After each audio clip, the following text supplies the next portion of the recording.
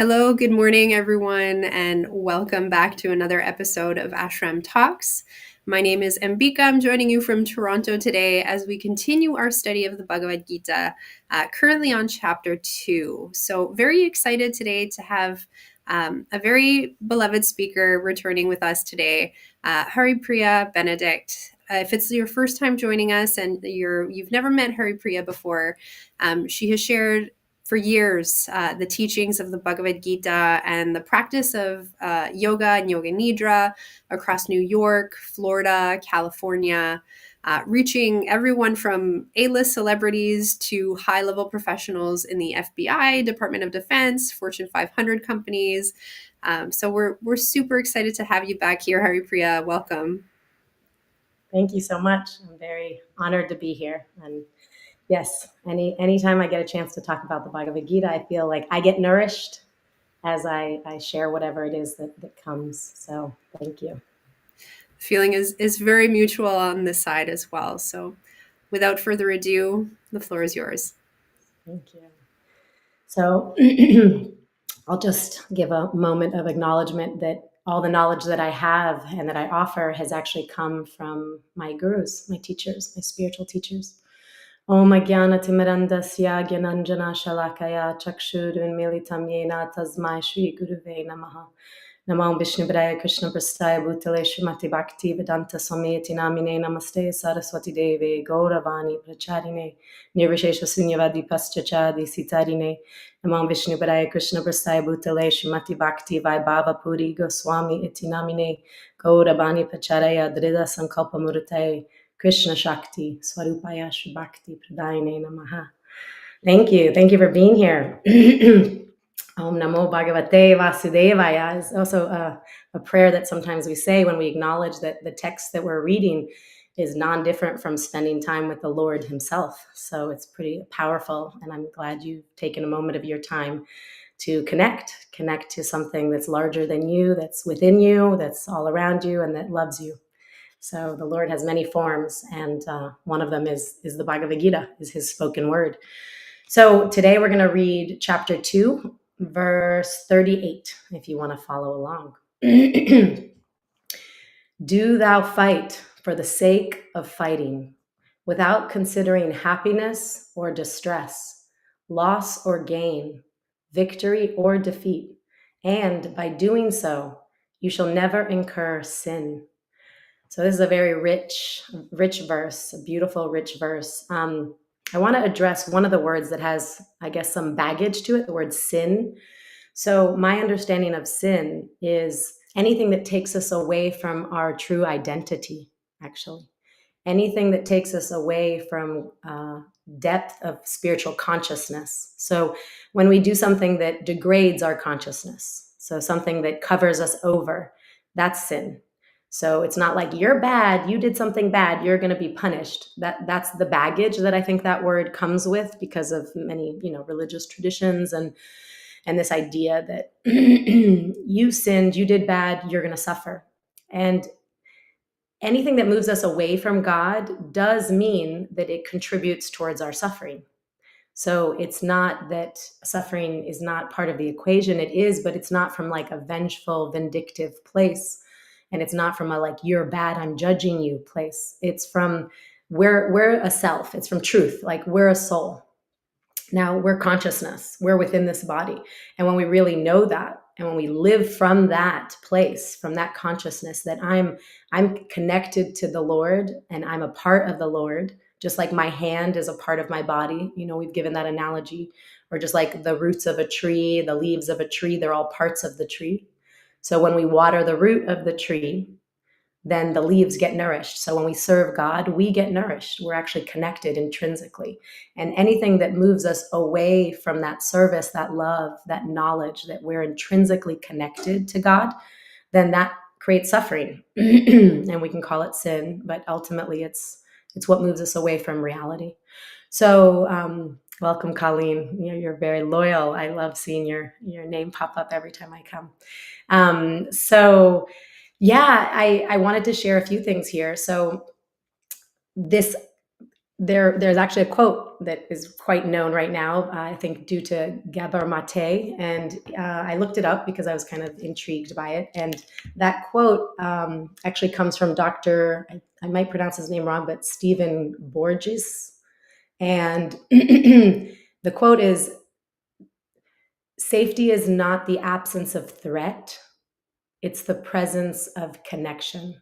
So safety, like this feeling of like we're secure, we're safe, that doesn't come from no threat, because there'll never be a time that there's no threat. Like here in the Bhagavad Gita, Arjuna is handling huge threat from all sides. But even if we look at our regular lives, threat or challenge or difficulty, those things are always present. So actually, M. Scott Peck, who was a famous psychiatrist in the 1970s, wrote a very well-known book called The Road Less Traveled.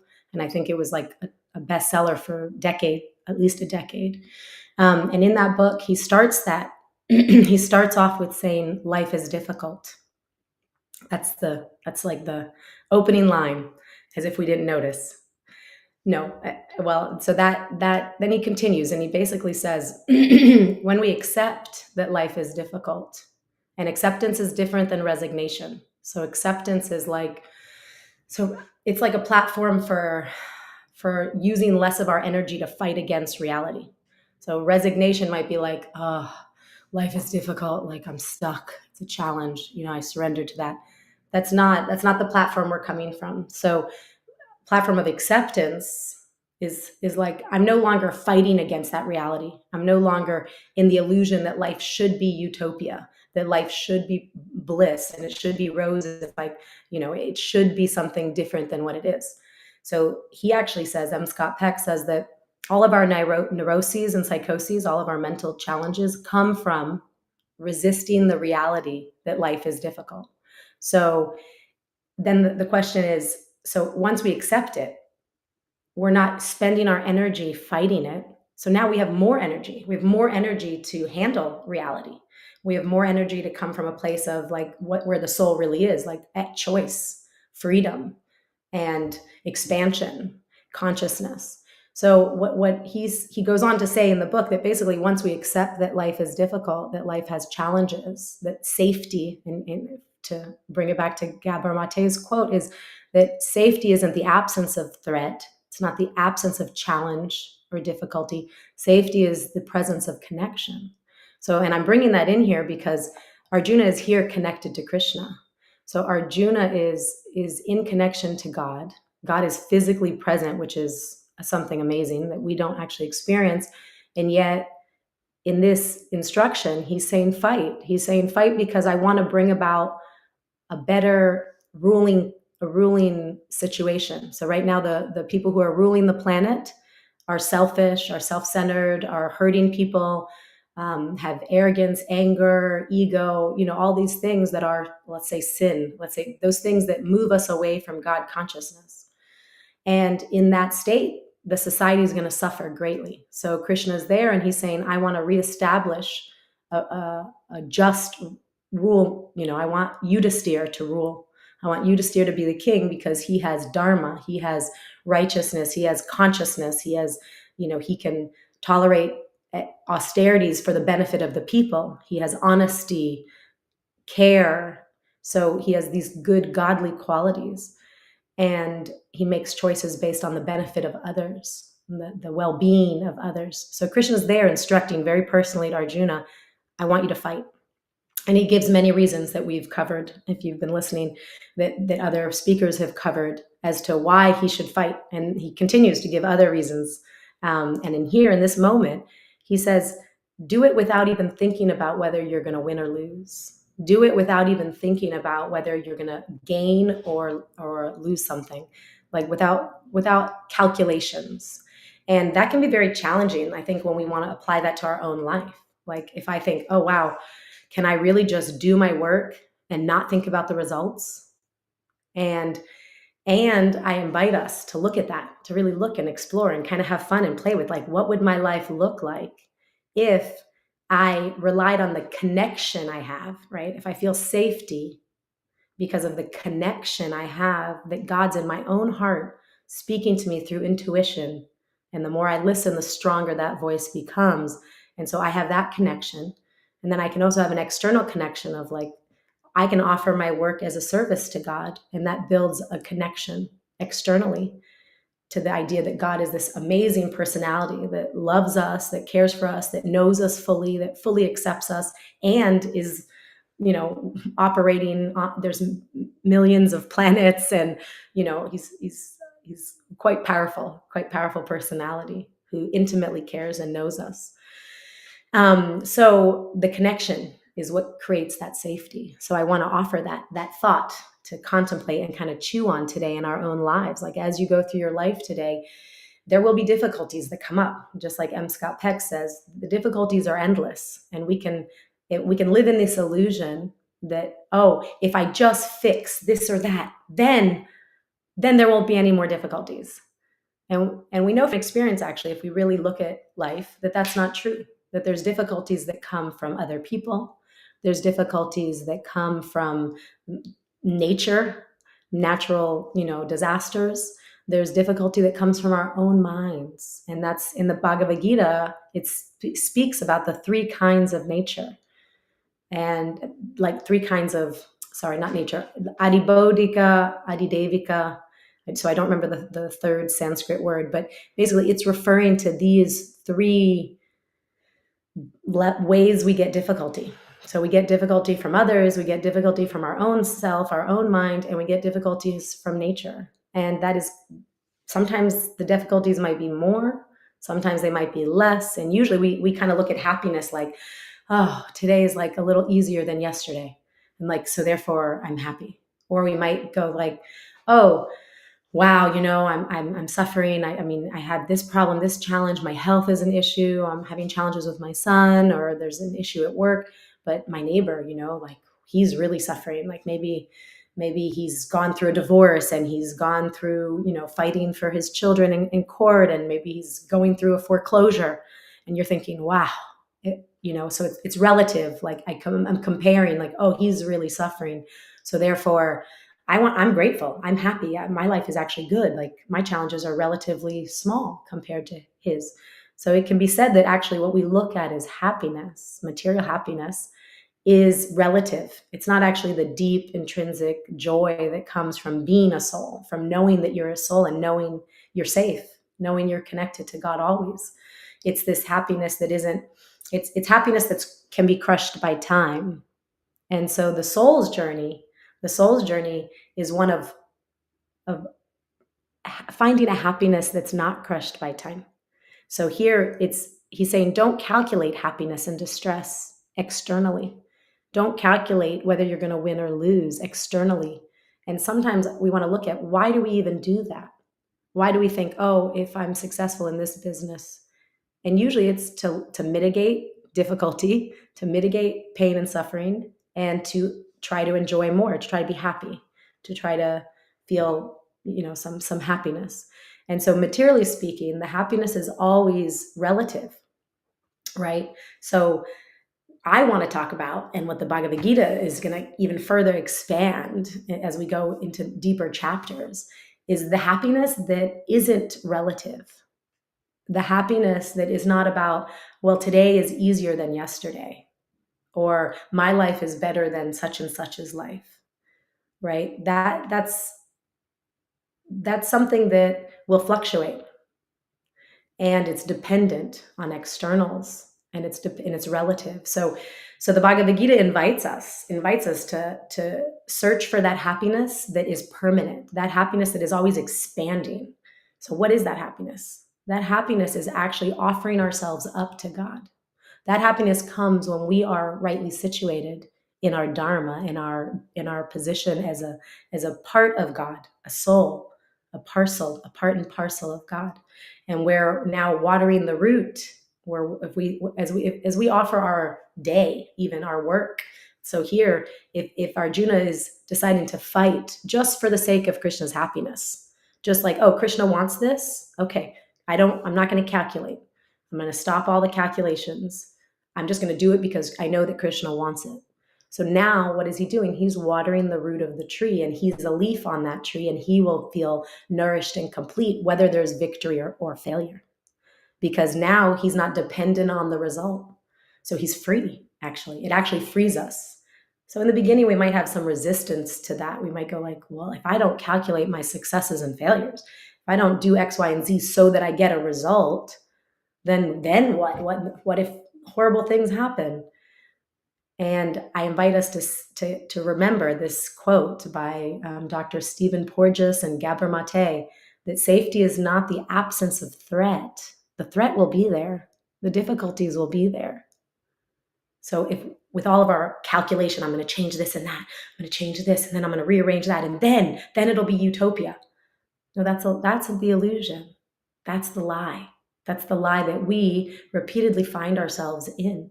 And so, as M. Scott Peck encouraged us, if we let go of that illusion and we accept, we come from a place of like, I accept actually this material realm that we live in.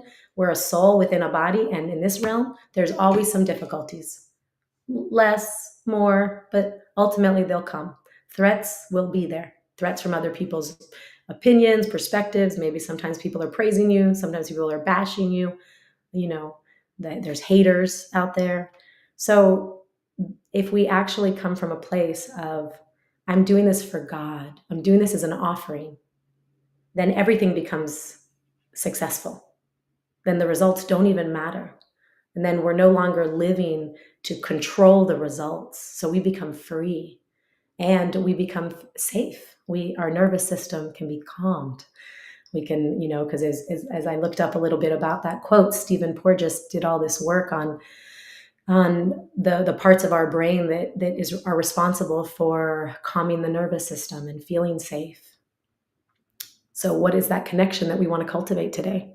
So here in this instruction, Krishna is saying, fight for the sake of fighting. Do your work for the work itself. And if that doesn't feel good or taste good or sound inspiring, do the work as an offering to God. And that's like another level of satisfaction that can come for us as souls when we do our work for a higher purpose, for watering the roots, for satisfying who gave us life, for satisfying who gives us everything, actually, everything that we have, even our remembrance, our forgetfulness, our intelligence, our strength, everything that we have comes from our source. So when we serve our source, we're serving ourselves. We're nourishing ourselves. We're getting fed. We're getting the leaf is getting energy and vitality. So that was kind of where I really wanted to land today. And then I'll read it one more time. So, do thou fight for the sake of fighting, without considering happiness or distress, loss or gain, victory or defeat. And by doing so, you shall never incur sin. So, and I'm going to actually even say it here, a little bit of the purport, which is Srila Prabhupada's kind of expansion or elaboration. Lord Krishna now directly says that Arjuna should fight for the sake of fighting because he desires the battle. Because Krishna is overseeing all of these souls. He has the best interest at heart for all of these souls, even the ones that have decided to go to sin, the ones that have decided to degrade their consciousness with just trying to enjoy materially and forget who they really are, and that brings them away from God consciousness. He cares about them.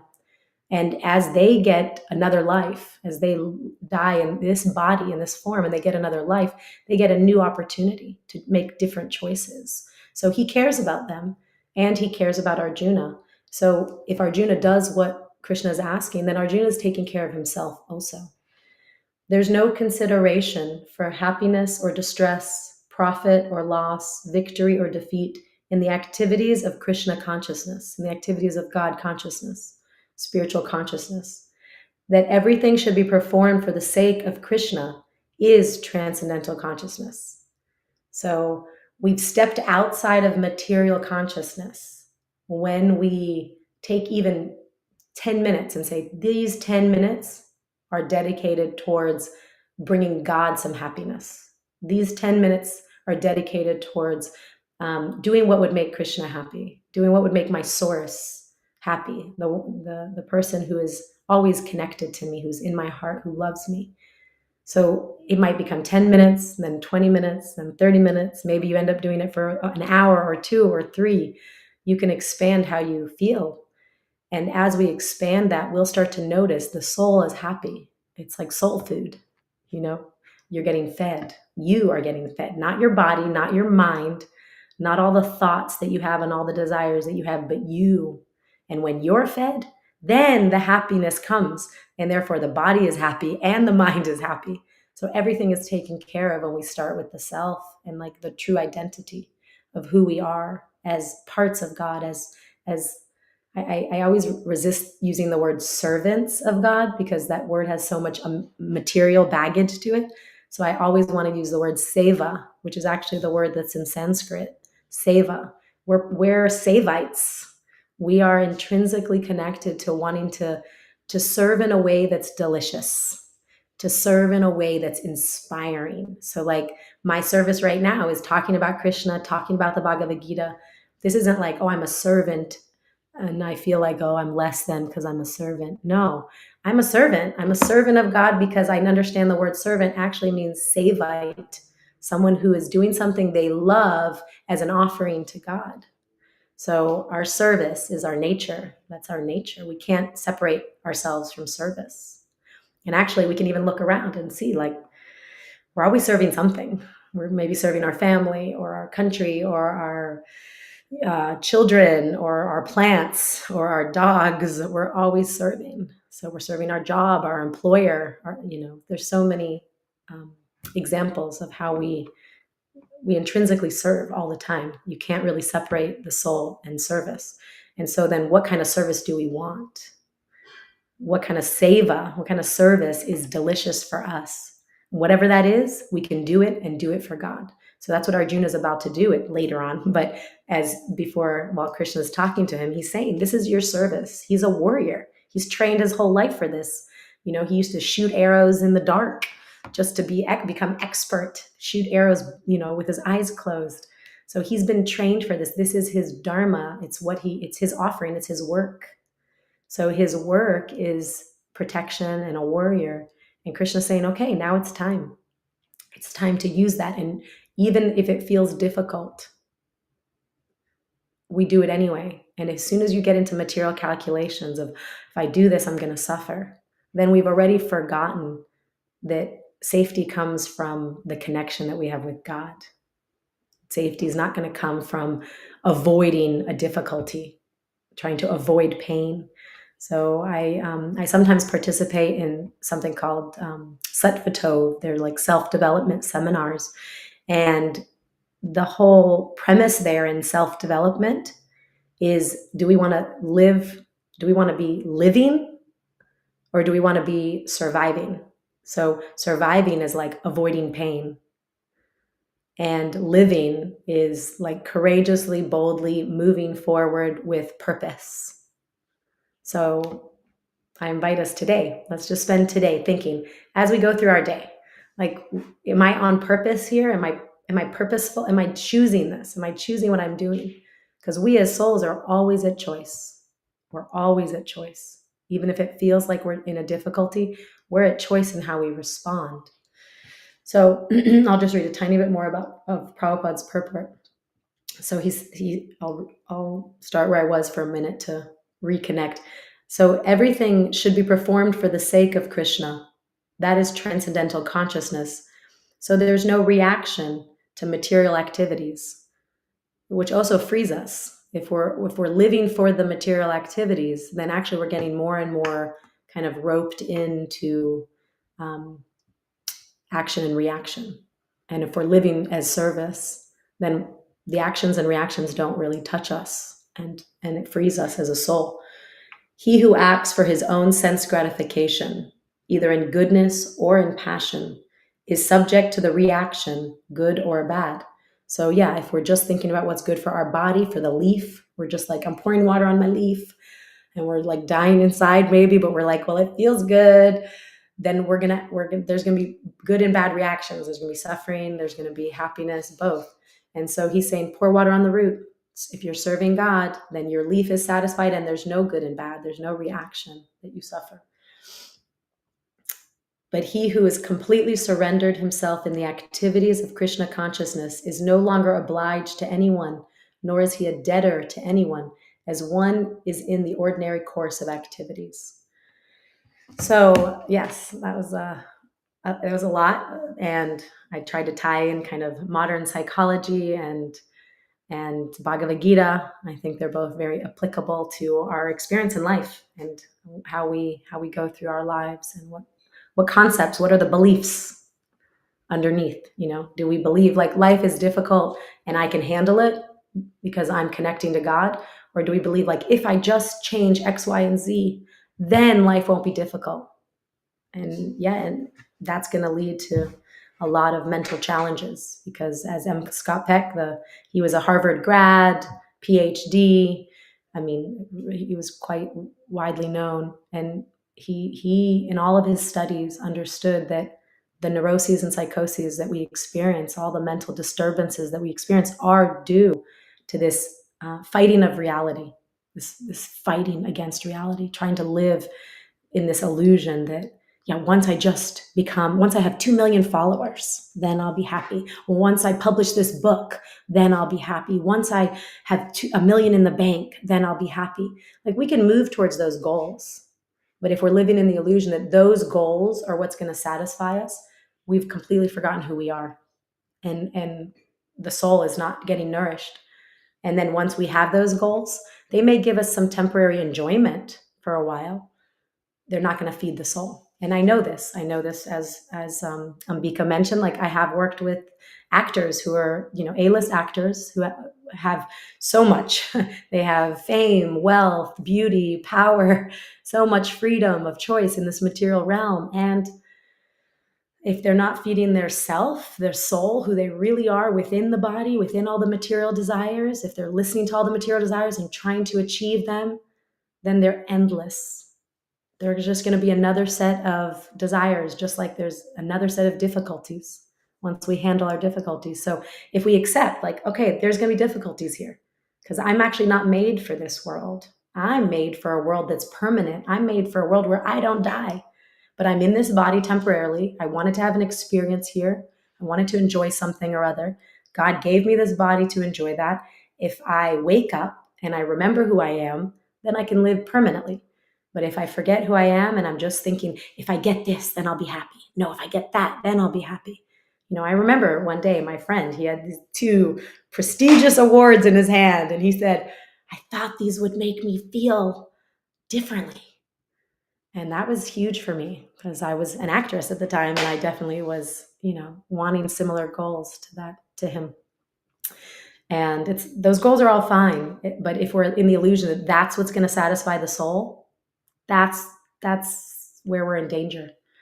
That's where there's going to be a lot of pain.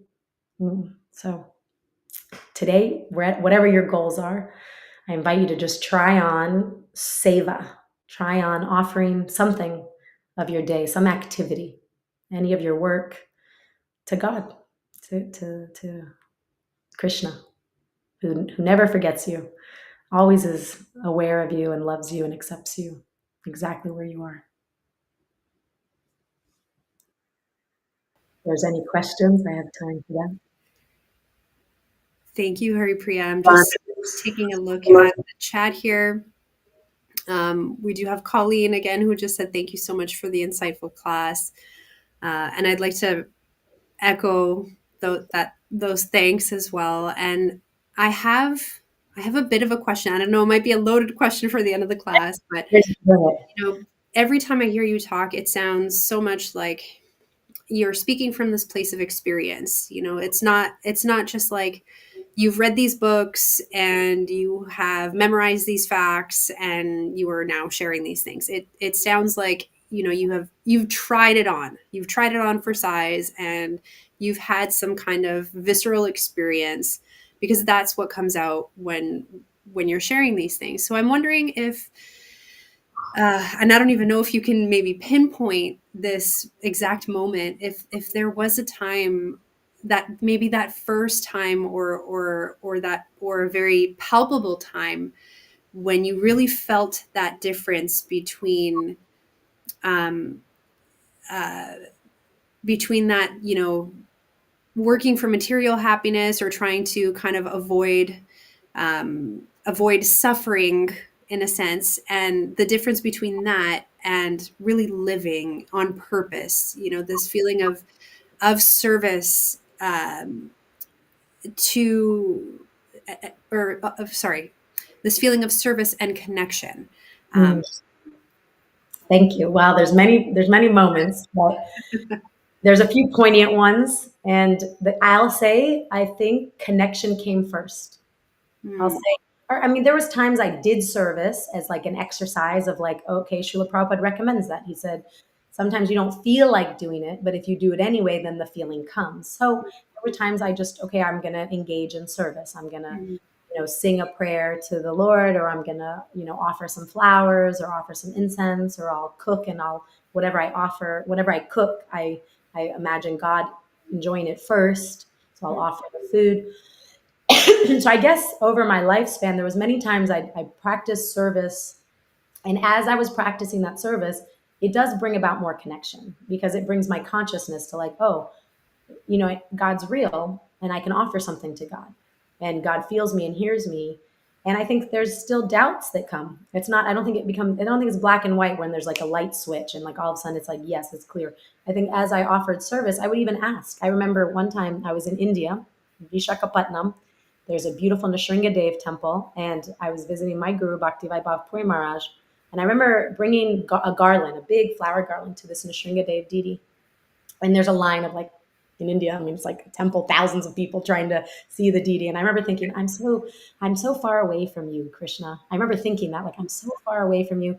And you give your flowers to the pujari, and eventually they'll put them on there. There's thousands of garlands. I mean, there's so many people who are just giving their garland, right? And so I gave my flower garland, and I was standing in front of the deities like a little while later, and I was praying, and I just said, Krishna, like, I feel so far away from you. And at that exact moment, the pujari put my garland on the deity. And I got goosebumps. Like, I was like, oh, am I that far away from you? mm, And it allowed me to be like, okay, that's a lie, I tell myself. So it like, I reconsidered that feeling and that thought. And so that bred connection. And there was another time, I mean, I don't know how much time we have, but there's a few stories I come to mind. One go is, for it, please. right, okay. You can always leave. You're free at choice to leave. But so there was a time, I think sincerity is what keeps coming back as a thread through all of these experiences. It's just being where you're at and having a real honest talk with God, whether you think he can hear you or not. And if you relate more to the feminine, if you want to talk to Radharani, whether you think she can hear you or not, there's a male and a female aspect of God, and you can talk to either one of them, because whatever we have here in this material world, it's there present in God. Otherwise, it wouldn't be here. So ultimately, I remember I was gutted, actually. Someone just ended a relationship. I had given it up to God. I had been like, I don't know if this person is good for me or not. I remember surrendering to some degree, going like, I can see that I'm attached for certain reasons and I'm scared to be alone, but it's up to you, Krishna. I remember saying that. And then like I got within a couple weeks, the person broke up with me. And so Hmm. I took that as like, okay, Krishna chose for me, but it wasn't quite acceptable. So I flew to see that person, and I tried to rekindle that relationship. Actually, in the moment, I was like, is this really what I want? They broke up with me because I was distant, because I was unsure. So let me revisit it. And in that process, we both kind of decided that we were not going to be together. And I went to a hotel room, and because I was out of where I was living, and I remember sitting in this hotel room, and I happened to have Jagannath, Baladev, and Subhadra with me, which for those of you who know, they're like little forms that help you see some form of God. So like it helps you connect, because you're looking at something. So obviously God is huge and expansive and so many things, and God is also kind and gracious. And so if I have a little sculpture of like I'm going to give service to this deity of God, then it allows me to do it more easily. Just like if I want to give you a present, then I can do it because you're right in front of me. So if something's right in front of me, I can have that exchange more easily. So I had brought them with me, these deities, and I remember looking at them, and I was crying my eyes out. Like I was in agony, in pain. I was feeling lonely and sad. And I looked at them and I said, you make me happy. Like, please make me happy. And I remember, not like from a demand place. It was more like, look at me, I'm pitiful. I'm pitiful. And then I was like, please make me happy. Within 2 seconds, I felt happiness. All of my pain was gone. And I mean, that's a miracle. So like, I'm acknowledging that, like, that might have even been the result of like years of me being sincere and having a dialogue with God and talking to God. And, so I don't want to discourage anyone if they try and they're like, make me happy. And then God doesn't make them happy. It's like, for whatever reason, in that circumstance, at that moment, God wanted to show me that, yeah, he could make me happy. Yeah. But if that's what I really wanted, then that was the source to get it from. He was the source to get it from. And I even remember a voice memo. I was so in shock that I started voice memo recording. I was like laughing, and I had been crying like 2 seconds before. And I just remember being like, this is insane. This should be like in a movie or something. Like, craziness. Like, how can I go from like misery and suffering and gutted to like happy and carefree and excited for life, and like feeling, and it was connection. It was like, oh yeah, I'm connected to my source. I'm connected to the one who actually is my, I don't want to say my partner because that insinuates things, but it's like the one that's actually going to always be by my side. Right? Like my husband right now, who I love and cherish, and I'm so glad that relationship ended to allow me a better fit with in this lifetime. But I know one day my husband will die, and I think about it from time to time, and I'm like, when he dies, what will I do? Like, who will my source of connection be? So I better keep that flame alive, keep that source of connection alive, even if I feel materially satisfied with my connection with my family. If I'm keeping intrinsically the connection of who's never going to leave me, from the source of the happiness that will never be crushed by time, then I'm safe. Then I'm safe. And I wanted to bring that up because Gabor Mate speaks about it in terms of like connection with each other, which is powerful. We're powerful souls. A child feels safe when they're connected to their parents. A wife might feel safe when she's connected to her husband. And one day that connection will be broken because we live in this temporary material world. So I want to also always be remembering and feeding that connection. So, yeah, I guess. And even now, I'll be honest, sometimes I come to speak and I'm scared and I'm nervous and I'm anxious. And then I say, Krishna, I'm doing this for you. And people might criticize, they might find fault in me, they might be happy with me. And I'm not doing it for that. And if I'm doing it for that, then I'm weak, actually. If I'm doing it for that, then so much pain and anxiety comes in, ironically. So it's like I've learned through that experience also of like offering myself as a speaker. Definitely there's kind of, I'll say, like a healthy level of anxiety that comes with it, where you prepare and you study and you meditate on what you want to offer. And if I can do what Krishna's telling Arjuna, fight for the sake of fighting, I'm going to speak for the sake of speaking. I'm not thinking about whether people appreciate or don't appreciate what I'm offering. It's like, it's of service and someone hopefully will get some benefit from it. Then I'm free. Then I'm free of sin. I'm free of anything that makes me more bound to matter. I become. So that for me it's been a process of, kind of facing the material fears and the material calculations and pausing them, and then exercising like, nope, I'm doing this as an offering to God. Yeah, thank you so much. And there, again, so many things there that just resonated so much. And I'm sure anyone who's watching who has, experienced heartbreak and knows like how deep you can get into that state, and then to suddenly, feel happy and satisfied and connected is nothing short of a miracle. So thank you so much again for sharing not just the class, but also your personal experiences. And we're really looking forward to your next class as well.